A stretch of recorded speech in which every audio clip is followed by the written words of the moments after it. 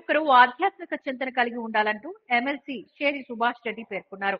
సోమవారం ఆయన పాపన్నపేట మండల పరిధిలో గల గాంధరిపల్లి గ్రామంలో నిర్వహించిన నవగ్రహ విగ్రహ ప్రతిష్ఠ కార్యక్రమానికి హాజరయ్యారు. ఈ సందర్భంగా ఆయన మాట్లాడుతూ ప్రతి ఒక్కరిలోని భక్తి భావన వెళ్లి విరియాలని సూచించారు.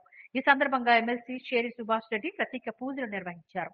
అనంతరం నూతనంగా ప్రతిష్ఠించిన నవగ్రహ విగ్రహాలకు ఎమ్మెల్సీ చేత వేద పండితులు పూజలు చేయించారు. అనంతరం హనుమాన్ ఆలయానికి వెళ్లి సుభాష్ రెడ్డి పూజలు నిర్వహించారు. ఆయన వెంట ఏఎంసీ చైర్మన్ వెంకటరెడ్డి, నాయకులు మహిపాల్ రెడ్డి, శ్రీను నాయక్ తదితరులు పాల్గొన్నారు.